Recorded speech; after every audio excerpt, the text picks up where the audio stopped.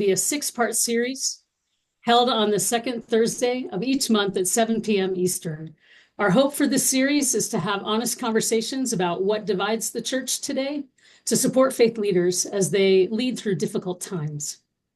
My name is Andy Sicoscio, and I'll be your host. I serve as the Director of Congregational Education and Outreach at Sojourners, where we try to provide leaders like you with resources, tools, and connections that will help sustain you in your good work. Tonight, this conversation and the five that will follow will be uploaded to our website, where you'll find additional resources and questions for further discussion.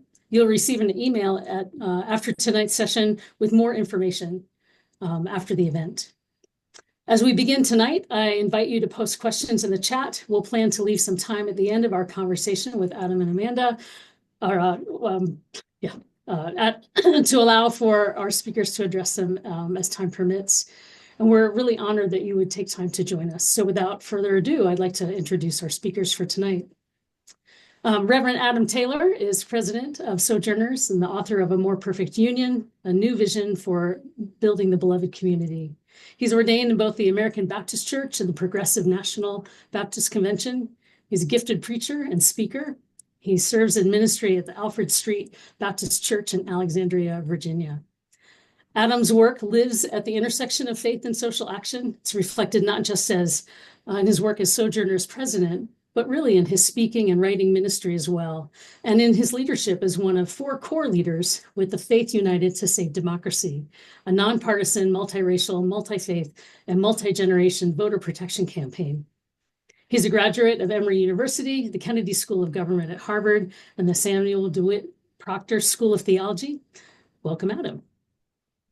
Amanda Tyler is the executive director of the Baptist Joint Committee for Religious Liberty, leading the organization as it upholds the historic Baptist principle of religious liberty, defending the free exercise of religion, and protecting against its establishment by the government.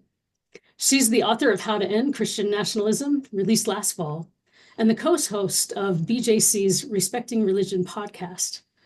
Amanda's constitutional law analysis and advocacy for faith freedom for all have been featured by major news outlets, including the New York Times, the Washington Post, CBS and ABC News, CNN, and MSNBC, and she's testified before Congress on religious liberty and Christian nationalism. A graduate of Georgetown University and the University of Texas School of Law, she lives in Dallas with her husband and son. Thank you for joining us, Amanda. There's a lot more I could say about our speakers. They both bring a wealth of experience to this conversation, and I hope that you'll connect with their bios in our follow-up email to learn a little bit more about them. But for now, Adam and Amanda, I know that these introductions are just a snapshot of who you are and what you do, but we're grateful that you're taking time out of your busy schedules to talk to us tonight about the state of the church in America. As I mentioned earlier, last fall, we surveyed thousands of faith leaders, asking them to name the tensions at work and that divide their communities. While their answers were varied, they all shared a common theme: the church's complex relationship with our political and social climate. So as we begin, I'd like to ask you what you see at work in this dynamic, and how can we, as leaders, faithfully engage our communities in helpful ways? Essentially, how did we get here? First, thanks, Reverend Andy, for helping to pull together this series. Grateful for your leadership, and just really grateful for my friend Amanda Tyler for joining us for our first one. And, we are living in very trying and tumultuous times. This is a moment of intense pressure, of intense anxiety, and for many of us, a sense of intense crisis. And that impacts the work of ministry within the church. That clearly is impacting our politics. And I'm just excited to be able to engage in a conversation with Amanda around how can we as Christians and Christian leaders lead in such divided times.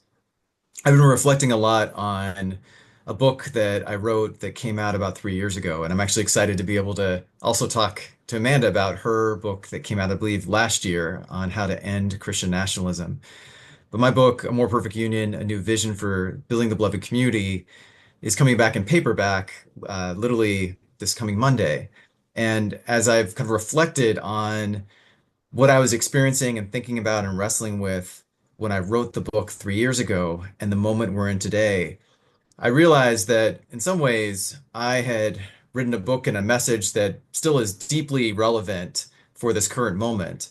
And yet at the same time, I feel like I underestimated some of the forces and trends that were driving or fueling so much of the division within our society, within our politics, within the church, and that I underestimated the appeal of many of the ideologies that I think are very much a threat to us today.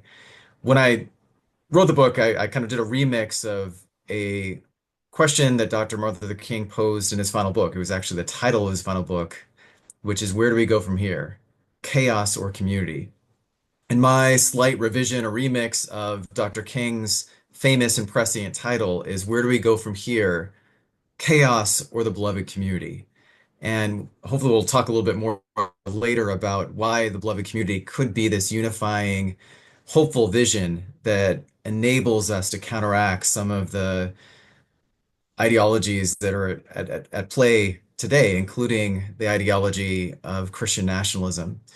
But I want to start by just kind of naming two things that I think are important, maybe even name them as disclaimers for the conversation tonight.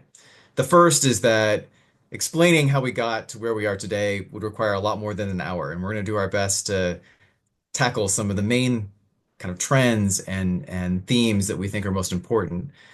The other is that many of the challenges and trends that we're seeing play out in somewhat different and nuanced ways across the diversity of the church, whether you're talking about primarily white evangelical spaces and places or within the Catholic community or mainline Protestant community or Black church, etc.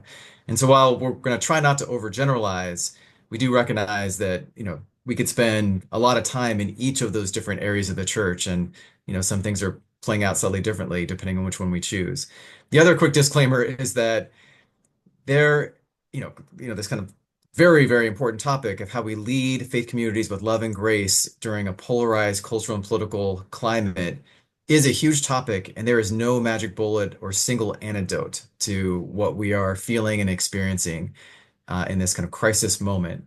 And so we're going to do the best to draw upon some of our wisdom, but we're really anxious to tap into some of your wisdom as well in the Q&A.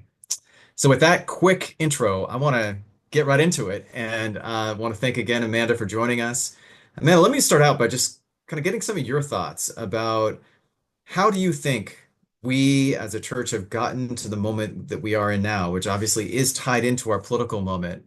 And what are some of the kind of trends that you have seen that you think are most important to name? Yeah, well, I really appreciate the invitation to join you and all of the work that we've been able to do together, and also that table setting, for the conversation that we're having. I don't think we can go over the whole history of the church in our time together tonight, but I do think having a long historical view is helpful. This is not something that just happened in the last year, in the last 8 years, even in the last 50 years. When I think about the forces at work, and they really are, I think a key word that we need to talk about always when we talk about these issues is power, and worship of power, and using power as an idol that really replaces the central message of our faith as Christians, which is a gospel of love that we believe and profess, that we love God by loving neighbor. And when we depart from that central message, I am being a little simplistic, but I think that is kind of a central message of Christianity that all of these different expressions of it agree to. And when we depart from that central idea, then I think that we begin to lose our way. And I think if we trace the church, with all the disclaimers that there is no one church, right? But if we trace Christianity and the church, at least in the American context, in the US context that we have now, and the history of how we got here, I think we can see lots of places where we lost our way. Frankly, beginning with Constantine, when the power of the empire took Christianity and used it as a dividing force, but then also through history with doctrine of discovery, with using theology to justify slavery, to Jim Crow segregation and lynching, and using the theology for that, any kind of exclusion. We've had so many different places where the church did not live up to its central mission because it sacrificed its love on the altar to power. And so I think that is one perspective I think we need to kind of keep in mind. But if we kind of zoom forward to at least the 20th century, I think we can see the roots of what's happening now, really over the last several decades. And, a quote that I do talk about in my public speeches and in my book, and that I think is appropriate to this question about what's happening with the church is from Dr. King, from a sermon he gave called A Knock at Midnight, when it was midnight in his time, right, in the middle of the civil rights movement. And I think in many ways we are at a similar midnight moment now. And so I think the words that he spoke and wrote then are relevant to us. And he wrote and spoke in this sermon that the church must be reminded that it is not the master or the servant of the state, but rather the conscience of the state. It must be the guide and the critic of the state and never its tool. If the church does not recapture its prophetic zeal, it will become an irrelevant social club without moral or spiritual authority. And the fact that he was writing that, in the time that he wrote, shows that the church was losing its way then, right? And we know how particularly white moderate churches were sacrificing love to power in that time, and in their complicity and their silence and their calls to slow down. But those words I think are equally applicable to what we've seen the church do since then. That at many different junctures, the church, through either partisan political activity or just complacency or just sitting it out, has lost its prophetic voice. And that has rendered it in some ways, in the only way that King could really say it, as a irrelevant social club without moral or spiritual authority. And so we've seen, in the decades since then, the decline of membership and attendance at a number of churches because of that. And then for many churches, this politicization of the work that has really brought us, I think, to this very polarized moment. Now, for our conversation, for those listening, I am not down on the church. I am very pro-church. I am a member of a Baptist church. I believe in the importance of local church community. I think there are a lot of prophetic church leaders out there. I think, as an institution, it is vitally relevant to this moment. And in fact, I think is very much a way forward for us in this very difficult moment. That because, the work that I do at BJC is really centered on religious freedom and separation of church and state. And because of those values, I think the church and houses of worship and religious institutions in general are actually in the perfect position to speak truth to power in this difficult moment. But it requires a choice. Will we live up to the call? Will we be willing to be prophets and reclaim a prophetic zeal and be willing to speak truth to power, and no matter the cost, in what is, I think, a really perilous moment. And so, the chickens have come home to roost in many ways in this moment. And it's, are we, now that we're here, how are we going to respond? Yeah, absolutely. I want to build on that and kind of echo something you said. So one of the things that I've often thought about, particularly now, is this paradox, or at least seeming paradox, that's been throughout our history. I think there's been kind of a tug of war throughout our history around this, where on the one hand, the church, this is kind of the church at its best in the King quote, has been I would argue, most powerful, or at least one of the most powerful democratizing forces in our nation in its history. and certainly the role that the Black church played, along with a lot of other religious allies, is a testament to that.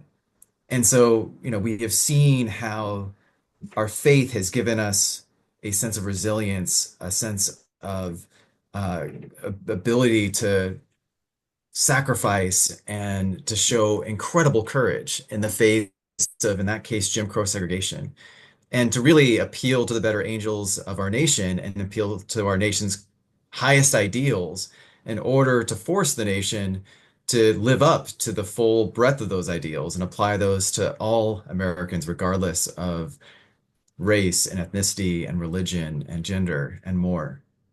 But on the other hand, we know that throughout our history, our faith in the Bible has been misused and abused to perpetuate and to institutionalize discrimination and oppression. And, we certainly know that from the degree to which the Bible was used to justify slavery. We literally have a slave Bible in our history where slave owners would cut out key verses that deal with justice. And obviously, they had to take out almost the entire book of Exodus and many of the words of the prophets, of course, and then came all the way through many parts of the New Testament as well, in the words of Jesus. We know that in our nation's history, many of the lynchings, the 4,000 plus documented lynchings that took place primarily in the South, oftentimes those lynchings would literally take place after a church service where people would go from church to a lynching and kind of watch that as a spectacle. So I don't have to go through all the examples, but I think, again, we have this kind of push and pull. And now we are living in a moment where, you know, based on a lot of polling, including by our friends at PRI, led by a mutual friend, Robbie Jones, it is pretty clear that the most ardent supporters of the current administration, the Trump administration, have been Christians that identify with an ideology called Christian nationalism.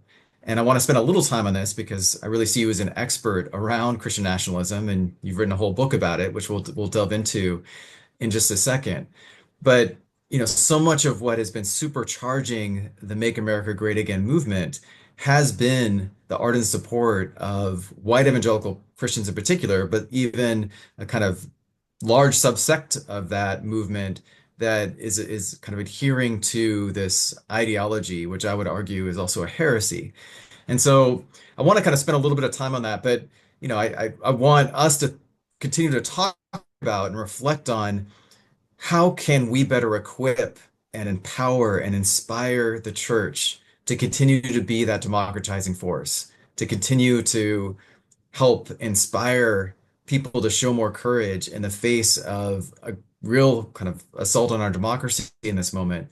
And, how can our faith be, this kind of bridge rather than a bludgeon, if you will. So with that, kind of echoing of what you said, I'd love for you to kind of get into some of the messiness, if you will, around Christian nationalism itself.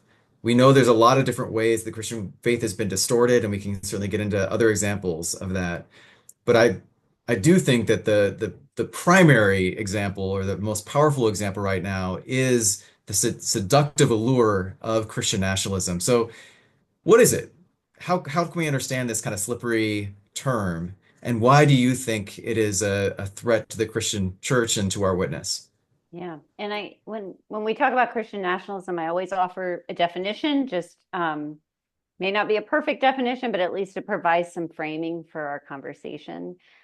So I define Christian nationalism as a political ideology and a cultural framework that seeks to merge American and Christian identities. Christian nationalism is not unique to the US context. There are examples of Christian nationalism around the world. There are examples of other kinds of religious nationalism, Hindu nationalism, Muslim nationalism, Jewish nationalism, and other contexts.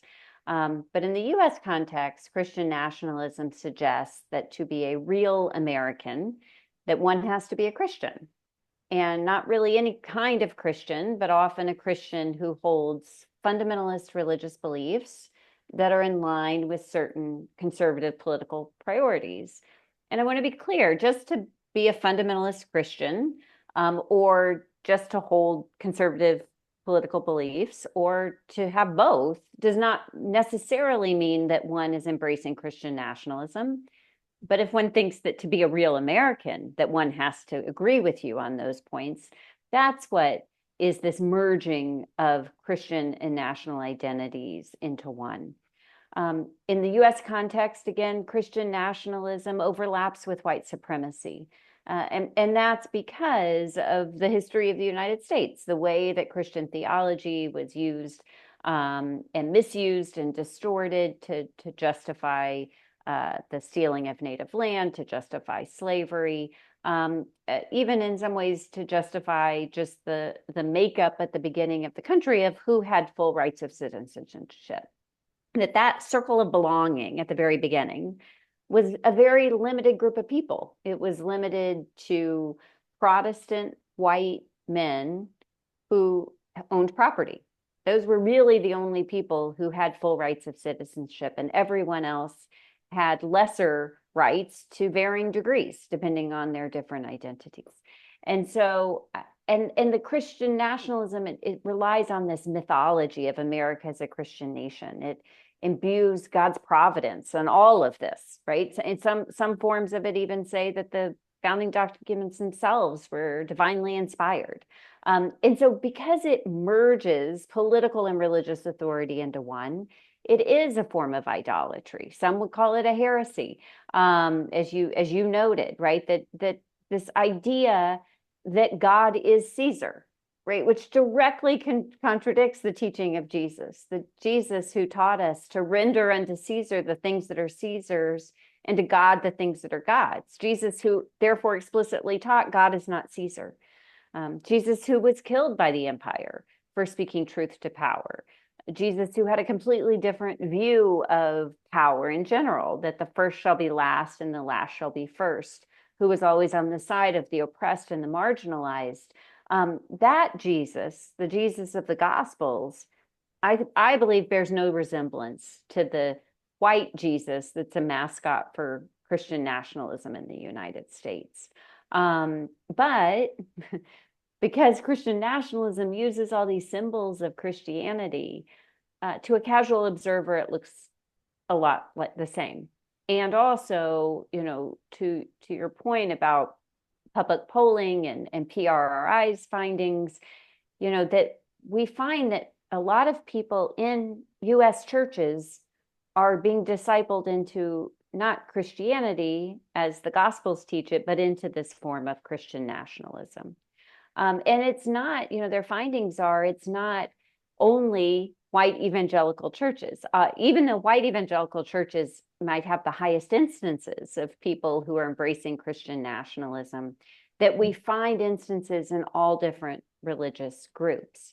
And I think, and this really is central to the work that we're doing at Baptist Joint Committee, BJC, and Christians Against Christian Nationalism, is really calling on churches to interrogate for themselves, how have we in our tradition, even either in our historical tradition or even in more recent years, embraced Christian nationalism ourselves, sometimes unwittingly, right? Because it is just part of the culture that we swim in, not just our church culture, but the broader American culture.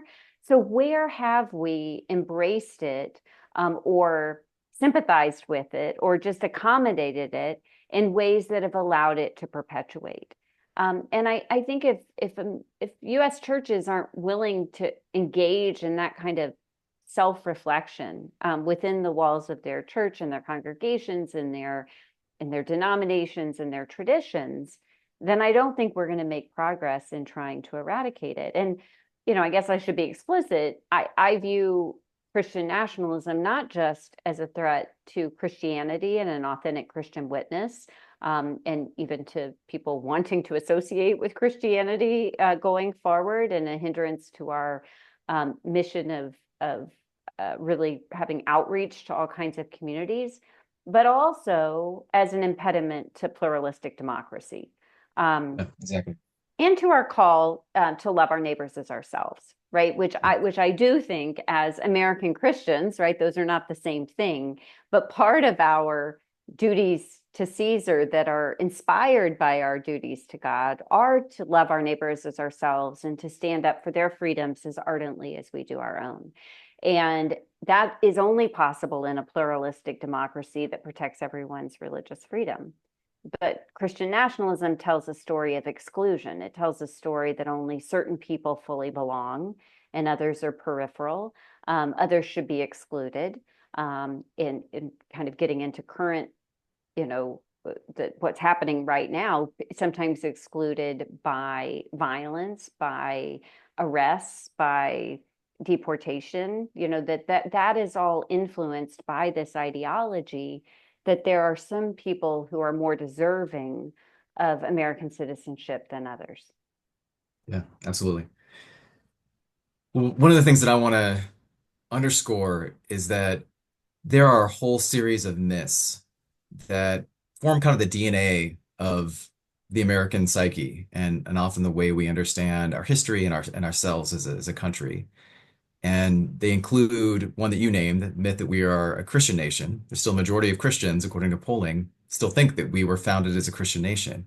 And of course, we were founded as a nation that did not declare a state religion, that prized religious freedom and enshrined that in the First Amendment of the Constitution, of the Bill of Rights. And so, but there are other myths that also are kind of on-ramps into Christian nationalism.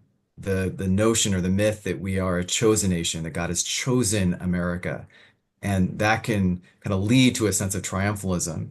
The myth that we are an innocent nation, that because we're chosen, we therefore can do no wrong or no harm. And of course, there's the founding myth, in a sense, of our nation, which is the myth of white supremacy. And that was obviously baked into our Constitution due to a compromise that treated Black Americans, or blacks at the time, as not a whole citizen. So just want to kind of underscore that part of it. One of the things that I want to pick up where you left off with Dr. King, because in order to understand how we've gotten to where we are, I do think we have to tell a little bit of the story, the history of the religious right as a movement, which in many ways has morphed into what often feels like an even more powerful Christian nationalist movement. And there's a lot of misnomers around the creation of the religious right. So one of the crowning achievements of the civil rights movement was the signing of the 1965 Voting Rights Act by President Johnson. And when President Johnson signed that very historic bill that really tore down the architecture that prevented Black Americans and others from being able to exercise their fundamental freedom to vote, he basically said that he, by signing that bill, was ceding or surrendering the South to the Republican Party. And he was right. There was a political realignment that happened after 1965 over the next decade and really into the next 2 decades, where you saw a real shift among white evangelical voters from the Republican or the Democratic Party over to the Republican Party. Some of that was also fueled by a deliberate strategy by the Republican Party that was really first kind of created by Barry Goldwater and then ultimately was kind of refined by Richard Nixon, and it was called the Southern Strategy. It was an effort to try to stoke a sense of grievance and a fear among white Southerners in particular, and exploit that in a way that would push them to want to join the Republican Party. Tied into that, there were a number of political operatives. The most prominent one is a Catholic political operative in the Republican Party named Paul Weyrich, who recognized that this kind of disgruntled white evangelical base in the South in particular could be converted into a constituency for the Republican Party. And so he started to have conversations with and ultimately made political deals with Jerry Falwell Sr. in particular. And they agreed to share lists and to create a political strategy to try to convert white evangelicals into a loyal political bloc for the Republican Party. And it was a very successful strategy where, oftentimes people have a kind of misperception of what happened is there's this kind of misnomer that the religious right was founded on the issue of abortion. And in reality, it was founded on the issue of opposition to the forced integration because of the 1964 Civil Rights Act of Christian colleges and schools. One prominent case, although we went all the way to the Supreme Court around whether Bob Jones University would have to allow Black students.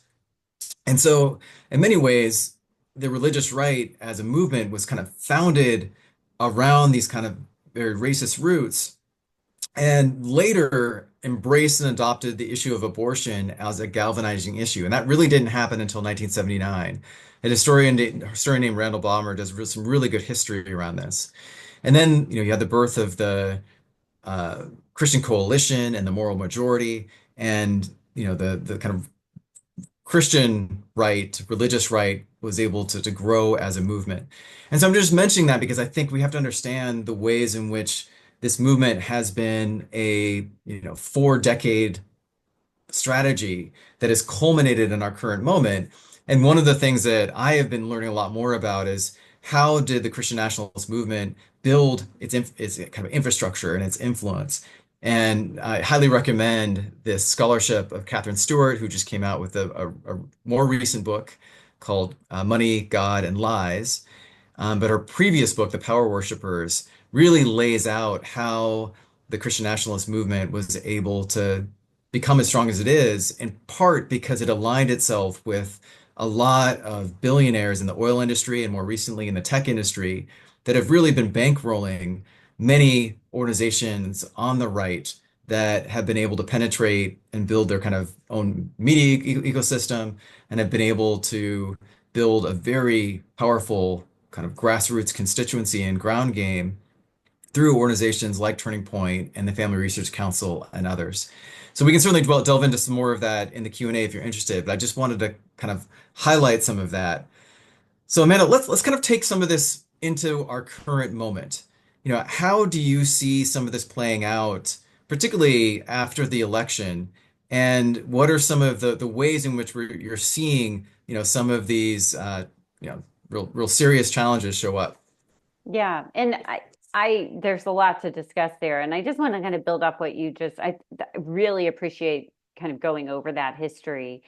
And what's helped me kind of understand Christian nationalism is thinking of it as both this political ideology and framework that's very, very old, as well as this really well-funded political movement, right? And so I think you really laid out aspects of the well-funded political movement piece that was very much a strategic choice to go after political power. But it would not have been successful were they not feeding on an ideology that was present in the culture. They were exploiting, I think, an ideology. And when we think about how we get out of this mess, and I know we're going to talk about that, at least some ideas on ways that communities can be part of the broader project of dismantling Christian nationalism in favor of a beloved community. I think we have to also really focus on not just people who are formally part of the movement, but also this much larger, actually a majority of the American public that's somewhere in the middle, that's kind of accommodating it or softly resisting Christian nationalism, but not fully working to reject it, that's part of the way forward.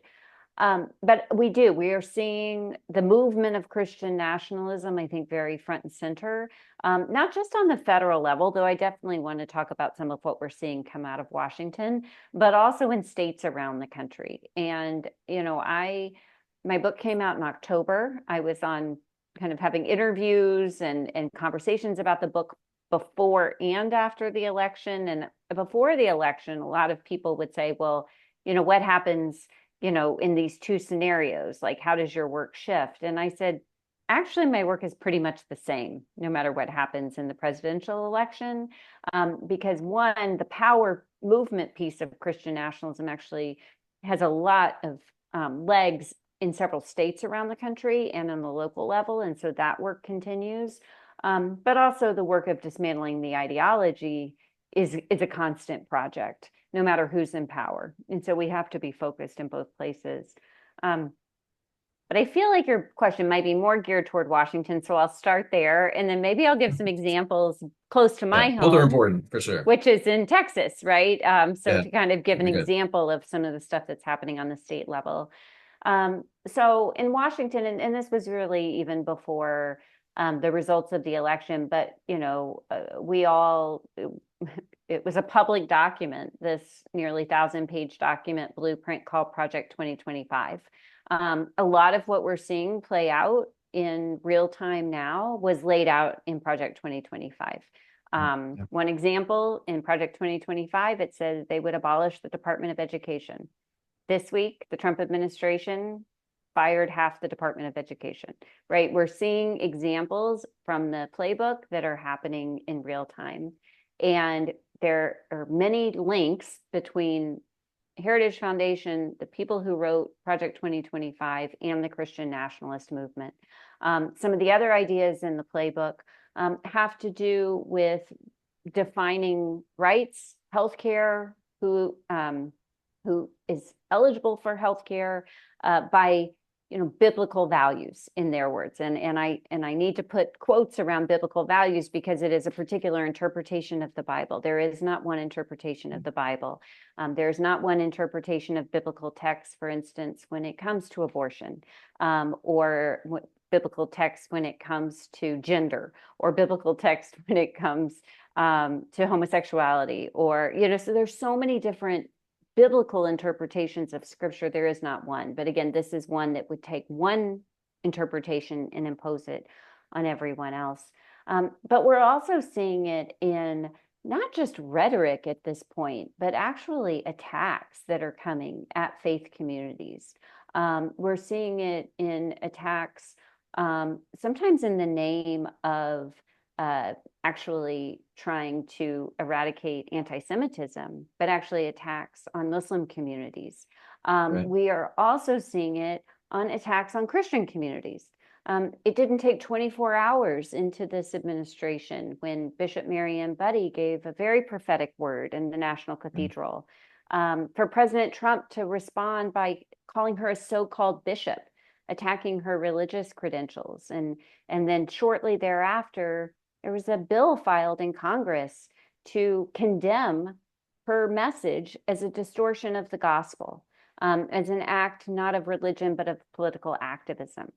This should shock and offend all of us, that the idea of Congress actually defining what counts as religious, what counts as Christianity. This is a perversion of all of our democratic ideals when it comes to religious freedom for all. We also saw it in attacks from the administration and their allies on religious leaders and religious organizations, calling, for instance, Lutheran social service organizations who had partnered with the government to provide aid around the world, calling them money launderers without any basis in fact. And then we also, I think, in a really troubling move, saw this move to actually set up a task force to eradicate anti-Christian bias. I want to be clear, there is no rampant anti-Christian bias in a Christian majority country.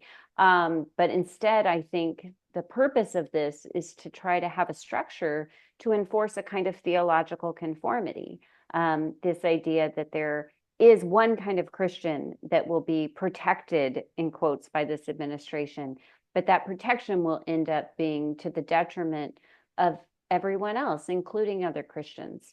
And so, we're seeing that. And, I'd also say, just rhetorically, the way that Trump talks about himself as a chosen president. He said, he's repeated it several times, but he said it in his inaugural address that he believes that God saved him to make America great again, claiming a divine mantle for his office in a way that I think is very dangerous to democratic principles. And so we're seeing a lot of these ideas kind of seeping down in policies. And then in my home state of Texas, which has unfortunately been a national leader when it comes to Christian nationalism and public policy, we're continuing to see, I think, an even more aggressive and outspoken attempt to Christianize public life, to Christianize, and again, a very particular version of Christianity, Christianize public schools through, for instance, a bill to require the posting of the Ten Commandments in public schools in language that is very explicit about trying to bring God back into public schools and to have Christian values taught in public schools. It's not because I'm against Christian values, it's because public schools serve all children, and it's important that they remain neutral when it comes to religion so that everyone's religious freedom is protected. So we're seeing, and those are just some of the examples, but in really states across the country. So very much we are, getting it on all fronts right now because the movement has gained so much steam in recent years. Yeah, thanks for those examples. And I want to turn, I mean, I know that we're going to be reaching, both church leaders and pastors and some of you that are just active in your communities as people of faith. So I want to kind of ground some of this in how does this relate to the individual congregation who is, being torn apart in some cases by some of these forces and this ideology that is trying to navigate this in a time when they're dealing with a lot of other challenges. We're actually going to talk about some of these other challenges of the course of this series. Everything from coming out of COVID, where many churches were struggling and either closed or are on the verge of closing. Many are trying to, navigate a situation where we've kind of alluded to this, but we are in a hyper-partisan moment, a hyper-polarized moment as a society, where increasingly the majority of Republicans and Democrats not only distrust each other, but they now have contempt for each other, which is a very dangerous place to be. We're also in a time where there's a lot of us versus them thinking, and politics has become kind of totalizing for a lot of people, where they are putting almost politics as their lordship rather than their belief in and relationship with Christ as their lordship. And so I want us to kind of reflect a little bit about kind of how we can offer some humble advice to pastors and to other church leaders that are trying to navigate all this. And I want to just remind us, and maybe this provides a little bit of solace and hope, that the Apostle Paul gives a lot of advice to churches that were highly divided in his time. Most of his epistles were written to churches that were dealing with deep polarization and deep division. One of my favorite parts of scripture is 1 Corinthians 12, where the Apostle Paul is writing to the church at Corinth, a city known for its vice, and is literally writing to a group of churches that are feuding with each other, that are bickering with each other. I'm sure that doesn't sound at all familiar to anyone that is listening right now, but are literally being pulled apart by various church leaders that are, saying you have to follow my particular doctrine or are attacking one another. And so in that polarized moment, the Apostle Paul steps in and he provides what I really believe is one of the most powerful metaphors in all of Scripture, where he compares the health of the church to the health of the human body. And he says that those parts of the body have to show equal concern for one another, that it is actually the weakest parts of our body that are the most indispensable.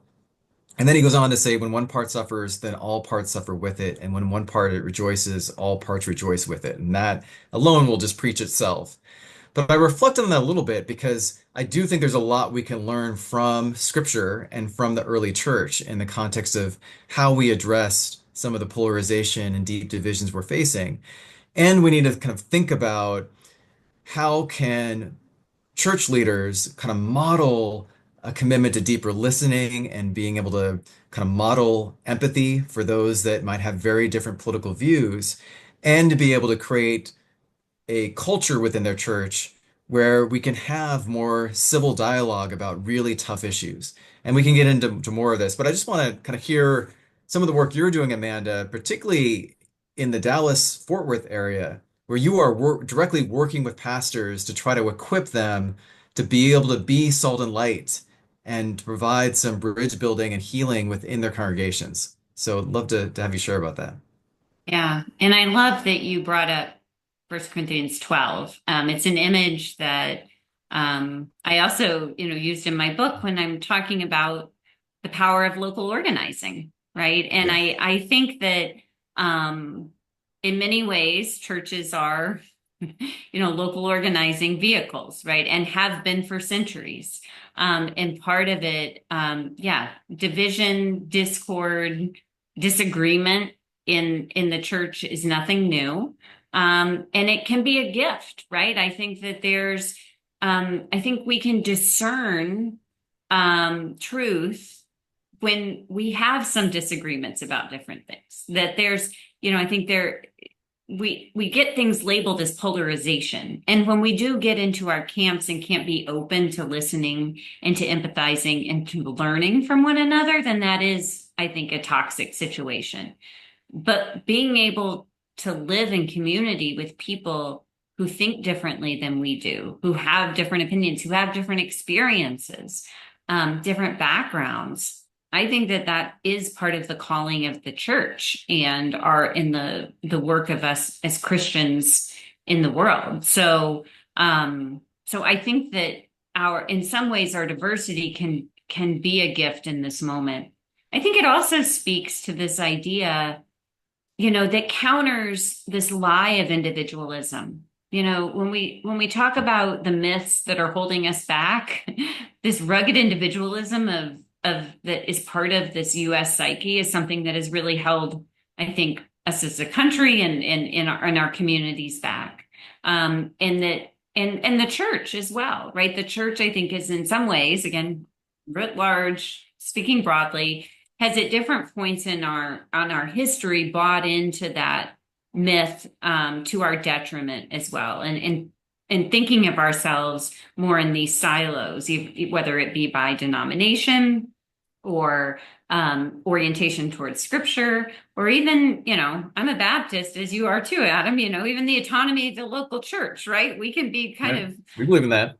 lone rangers out there, right? And so there's freedom in that, but it comes to our detriment if we don't really understand how we're part of a collective. And so I think if we can kind of live into the roots of our faith and our tradition, to be part of the collective, and know that not each one of us has to be everything, right? We know our communities best and what's right, and how one church is responding to the moment for their community will look very different from how another church might be responding. And that's okay. But as long as we're listening well to those within our communities and those kind of outside the walls of the church as well, and thinking about ourselves as actually being part of this larger fabric. So some of the work that we're doing at BJC and Christians Against Christian Nationalism is working with local church leaders, including lay leaders, as well as people who aren't in congregations, in some local organizing groups. With pastors in particular, we've done some cohorts to help church leaders discern their own political theology in this moment and how they can speak into the needs of the world. But we're also helping, lay leaders partner well with people throughout the community and learn how to advocate for our neighbors, as well as discern what are the pain points in our community that we feel a calling to respond to, and how do we work collaboratively to kind of discern and develop responses and interventions that can lead us away from Christian nationalism and towards the beloved community. Yeah, that's such important work. I know we're going to turn to Q&A. I just want to kind of reinforce two things, and I think it's important to make this really clear. And then I think you would agree with me, but you can say otherwise if you don't. But one is that we believe deeply in not only the golden rule, but also the even tougher command by Jesus to love our enemies. And so I think our approach here is to love people out of Christian nationalism, not judge them out of it, not condemn them out of it, but really love them out of it. And that does take real relationship building. And we're going to have actually future sessions where we're going to talk to some leading church leaders that are doing some of this work in really, really effective and courageous ways. The other, I think, really critical point, and I'm going to say this as a Baptist, who believes in the importance of the Great Commission to make disciples of all nations, is that Christian nationalism and other distorted theologies, and we didn't talk about it much, but I would say the kind of prosperity gospel is one that has also been quite prominent and continues to be in some churches. There's, you know, dominionism and other theologies that we also could discuss and name, but I really think that they are a direct threat to the Great Commission. For those of us that really believe deeply in spreading the love and grace and redemption of Jesus Christ, that when we allow these kind of false theologies and what are also really ideologies to flourish, it damages the reputation of the church itself. And it becomes a hindrance to many people being able to experience a relationship with Christ. And it is driving many people, particularly young people, out of the church. It's kind of the exodus that we have seen, particularly of young people that have now become nuns, not literal nuns, but nuns in terms of spiritual but not religious. And so I hope by sharing that we can kind of appeal to many pastors who care deeply about their faith, about the Great Commission, that this really is something that is directly antithetical to the shared goal that we have. So Andy, I'm going to turn it back to you, and hopefully we can have some time together in Q&A. Thank you both so much. This is very thought-provoking.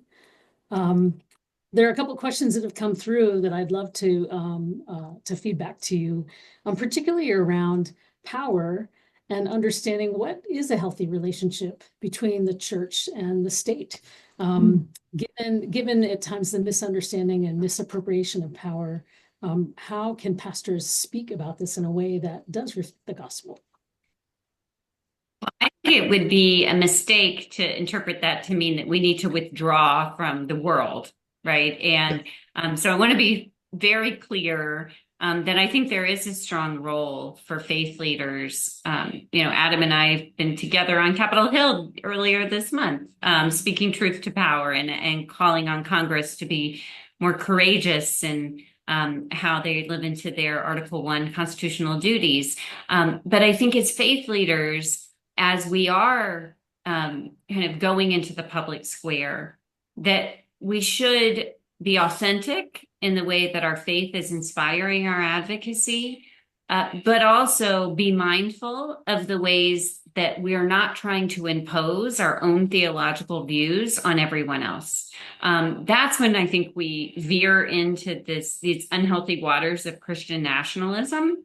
And so if our response is just to say, we just want our views instead of your interpretations of the Bible, reflected in law and policy. And let me say, there are some of our views share broader moral ideas, right? And so that can be a uniting force, but something that is specific and maybe contradicted by other religious views, that's a place where I think we need to be cautious.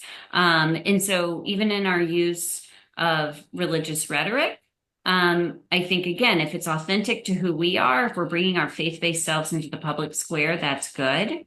If we are trying to enforce just our version of Christianity on everyone else, I'm a little more wary of that. And that is not always a bright line. It is something that I think can be discerned through reflection and prayer and conversation and feedback from other people, but that we owe it to ourselves, our faith, but also our neighbors to be attentive to those concerns and not to be so seduced by power that we lose our way, right? And I think this difference between patriotism and nationalism, we didn't really get into it, but I think it's helpful here.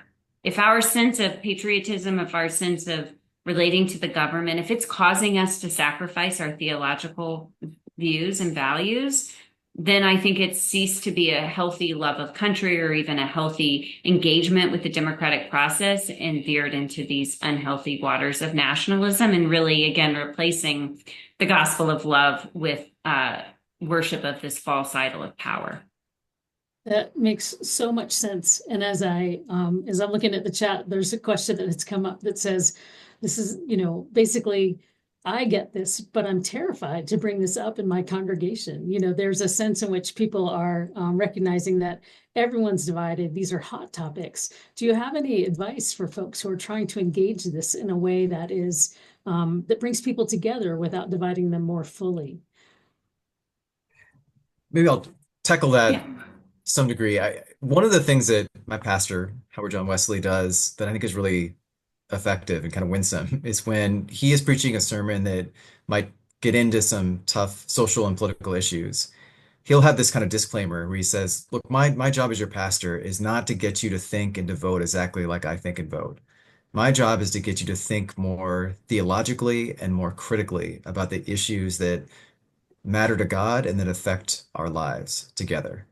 And, it's disarming. I'm not saying that it then quells every concern and he doesn't sometimes get pushback, but I think it's a really important point that we are trying to help disciple people. And I think part of the moment we're in is the result of a real crisis of discipleship, that we've had a lot of cheap discipleship or shallow discipleship or misguided discipleship. And that's part of what I think explains a real disconnect between, many of the statements and the positions that, say, national denominations take, particularly in the mainline context, which I love. I love that context, but there's often a disconnect between that and what is being expressed and felt and sometimes even preached in local churches. And so I think there's a real need in this moment to close some of that gap and really do much deeper discipleship with people. The other thing that this is a kind of a practical tool that Sojourners developed. We came up with a kind of framework in about a little over a year ago called civic discipleship, and it actually mirrors some of the things that Amanda just talked about. That we have to resist these kind of two extreme choices, the really false choices. One is to kind of bury our head in the sand and say that our faith has nothing to do with politics because it is only going to become divisive if we engage our faith in politics. Well, the reality is that Jesus is Lord over all of our lives. That includes our economic and our social and our political lives. And so it's not a matter of if, it's more of a question of how. But we shouldn't engage with the other extreme, which says I'm going to basically conflate my political identity with my faith identity, and that we are going to kind of overly weaponize or partisanize our faith in a way that, gets kind of co-opted in a political party or gets co-opted even in supporting one political leader. And so, of course, there's huge amounts of space between these two different poles. And we kind of lay out a whole series of principles that can, in a practical way, help Christians and then help pastors teach Christians on how to apply their faith to the messiness of politics in much healthier ways, where we're engaged in politics but not used by politics, that we are political but not overly ideological. And I won't go through all of them, but we can make sure that'll actually be something that'll be a part of the platform we're building for this whole effort. And so, I do think that there's some really concrete principles that we can offer. There's some ways in which we can teach that can be effective and can kind of break through some of the barriers. And, ultimately, some of this is kind of trial and error because it's not the same exact approach won't necessarily work in the same way for every congregation, but there's a lot that we need to learn from each other. I agree. And Well, I would only add, think about, it doesn't always, I love that disclaimer that your pastor gives before sermons, but it doesn't always have to be done in a sermon. That there are, small group curriculum that you could really lean on some strong lay leaders who are showing an interest in exploring this to be leaders within the congregation and lead some of those conversations that might disciple people along who are then ready for the more prophetic word from the pulpit that's spoken at the right time because you know your community best. well, we need to wrap up, but first I want to thank you so much for sharing your wisdom with us. Let folks know that we will post this video on our website along with some questions for further discussion and some of the resources that were mentioned tonight. I know we have a page on civic discipleship. We have some resources and tools, and Adam and Amanda are recommending some others. So all participants will receive a follow-up email with that information soon. And as I said before, this is part of a series of conversations. You can meet us here again on April 10th at 7 p.m. Eastern Time as we ask the question, what does Christian nationalism look like in my community? and I hope that you'll join us. Again, thank you so much, Adam and Amanda, for joining us, and thank you all for coming. Thank you.